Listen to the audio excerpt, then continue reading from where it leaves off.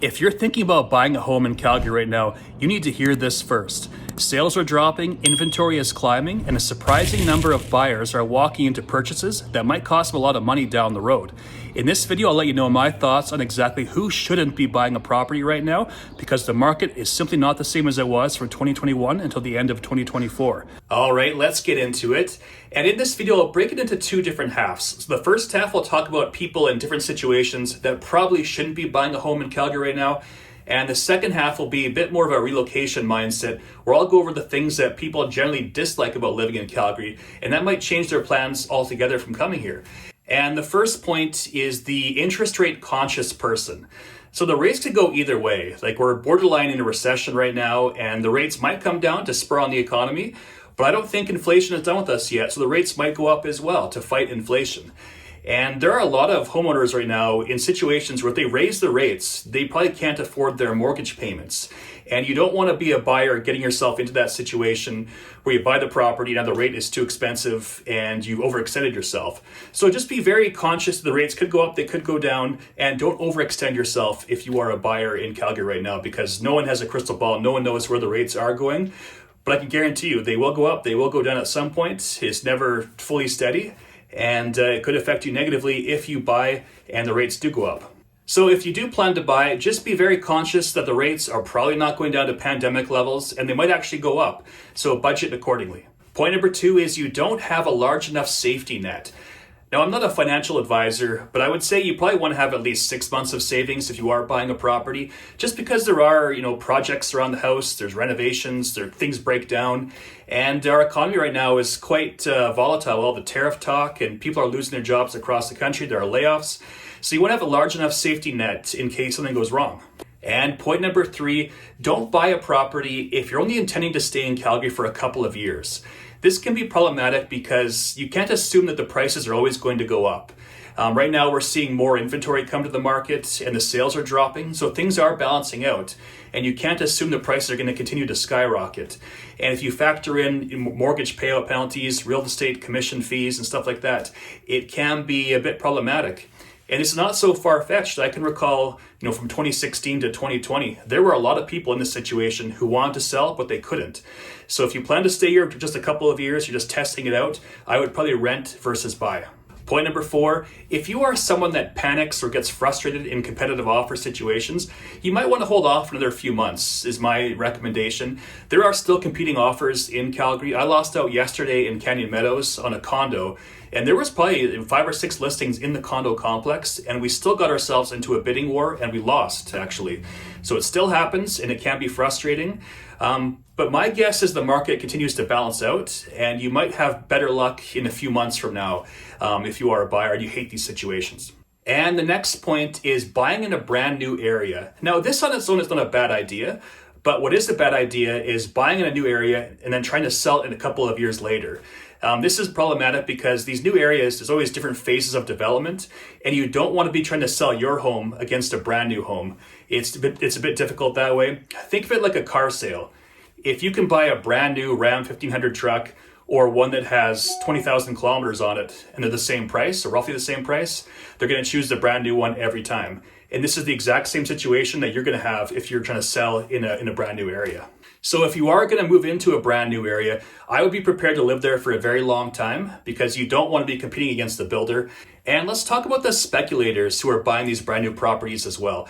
I find a lot of people from Toronto are doing this, and they're buying these properties not with the intention of moving into them. They buy them, then a year later when they're finally completed, they try to sell them. Sure, this was great during the pandemic. The property values shot up. But right now, I would not be doing this. And in some areas of Calgary and in newer developments, there's like 20 months of inventory. So this might cost you a lot of money, and it could be quite frustrating if you have this kind of speculator type of plan for Calgary right now. And the next point is you're not ready to commit to Calgary. Now, I say this because there's lots of relocation to Calgary right now. Our city is growing so fast, and there's lots of people coming from different provinces, from overseas, and they're not sold on Calgary quite yet. So if that's you, maybe I'd rent for a bit, see how you like the city, and test out the different quadrants, and maybe drive around, get a better feel of the city. And then if you do like it, then I would buy. I wouldn't just necessarily buy right away if you're someone that's not ready to commit to the city. All right, that's the first half of the video, and the second half I'll get into shortly. But before I do that, if you are out there watching this and you could use some help buying, selling, or relocating, or have some questions, I'd love to be a resource and help you out. If you go to my website, ryangillard.ca, I've got some tabs at the top of the screen here, buy, sell, about. There's a mortgage calculator for you to check out your payments. You can search all the listings in Calgary. If you go to the sell section, you can request a home evaluation. And the about section, you can book a call with me, or you can actually send me an email as well with a contact us button. And again, I'd love to be a resource and help you out, and I would love to hear from you. And for the second half of this video, it's more for the relocation buyer out there, people coming to Calgary for the first time, maybe from other provinces or from out of country. And I would say that these are the most common things that people dislike about living in Calgary. And the first point here is our climate. I would say most places in the world have a nicer climate than Calgary.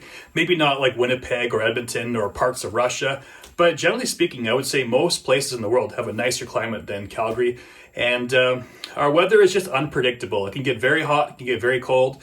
We can have hail, we can have tornadoes. It can get hot and cold all in one day. We can have extreme temperature fluctuations. I think it has to do with, we get warm Pacific air, we get air from the States that can be quite warm, we get Arctic air, we're a kilometer above sea level. All of these things kind of add up to have a very unpredictable climate, and not the best. It can be cold in Calgary from, I would say, November until April, generally speaking. But it's not always bad. It can be quite pleasant as well. Right now it's April 15th and I'm golfing on Friday. Probably close to plus 20, but it was also snowing like 2 or 3 days ago. So it's just all over the map. And the next point is urban sprawl and car dependency. Let's be honest, Calgary is a car city. If you're coming here without a car, you probably won't like it. The city covers a huge area. I would say from like northwest Calgary to the deep southeast, it's probably like a 50-kilometer drive. It's a humongous area. And our train line, it's okay. It does cover a fair chunk of the city, but definitely not like places in Europe or Asia where there's like a subway stop every block. That's not the case in Calgary, and you will want to have a car here for sure. And the next point is our walkability score. Because the city is so large, it's not the best in terms of walking to like all the amenities. But that said, there are tons of walking trails throughout Calgary. It is a very green city, and there's tons of walking paths. So it can be good for walking, but that's more for like nature hikes and running and stuff like that. Don't expect me to walk everywhere to get groceries, to work. Not like in Europe. It's definitely still a car city, but we do have some good walking paths in the neighborhoods, but they're mostly just for recreation. And the next point is our nightlife scene. So Calgary is not known for being the most vibrant city, unless the Calgary Stampede is happening, but that's only about 10 days out of the year in July. Other than that, I'd say it's kind of a sleepy, dull city in terms of nightlife. Now, I don't go to the nightclubs anymore. I'm more of like an Irish pub guy, which we have a lot of, so I'm fine with that. But Calgary, compared to places like Montreal or Las Vegas, it's totally different. It's more of a laid-back culture. It's not the most vibrant place in the world, but the city has grown quite a bit, and it has improved on that front, but it's still not like other major cities in North America. And point number 5 is challenges with healthcare access. So in Canada, healthcare is free, but Calgary is growing so rapidly that I think there's a bit of a backlog in terms of healthcare access. Now, I've been lucky. I haven't had to go to the doctor for anything in years. I just go to the dentist every 6 months. So I'm not too familiar on this front, but I've heard from a lot of people that there is a backlog and a wait list to see a doctor. And that's a Canada-wide problem, but I think it's more so in Calgary because our city is growing so rapidly.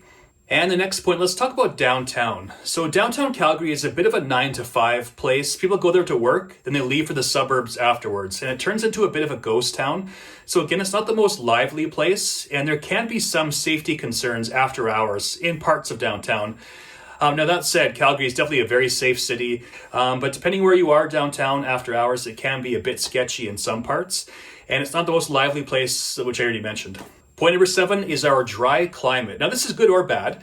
If you are coming here from somewhere very humid, you might be in for a bit of a shock. It is very dry here, especially in the wintertime. Your face will crack, you'll get nosebleeds, you'll need to have chapstick all the time. I think I'm actually addicted to chapstick. I have to have it on every single day. Just that I'm born and raised in Alberta, is so dry here.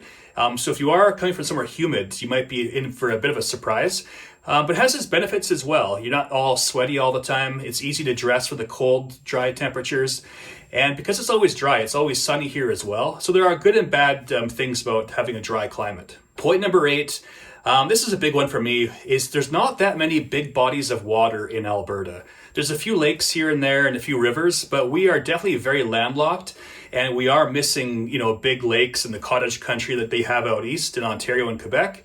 Point number 9 is that we are still somewhat dependent on the oil and gas sector, and this can cause issues for people working in those industries. So lots of layoffs and firings when the market turns around. It can be quite volatile. Right now, things are pretty good in Calgary, but it's a bit of a boom and a bust economy here. Not many government sector jobs or union jobs in Calgary. It's more of like a private kind of business city. And we are at the mercy of the economy, and there are large fluctuations in the oil and gas sector, and that can cause layoffs in Calgary. And point number 11, as a real estate agent, I do go to all the different neighborhoods across Calgary, and I find the deep suburbs of Calgary, there's no character. All the homes look identical. They're all, 2-story, 1,800 square feet, front attached garage, half bath on the main level, 3 bedrooms upstairs. They're all identical, all the same layout, all the same colors. Not much character in the deep suburbs of Calgary, and I think it can be a bit dull from a realtor perspective. And the next point, this can be good or bad depending on how you look at it, in that Calgary is very isolated. There's not many major cities that are around Calgary. It's definitely not like the eastern half of North America where there's tons of major cities all over the place. Calgary is quite isolated. I would say the next major city south of Calgary will be like Las Vegas or Salt Lake City. To the east would be Winnipeg, that's about a 15-hour drive or more.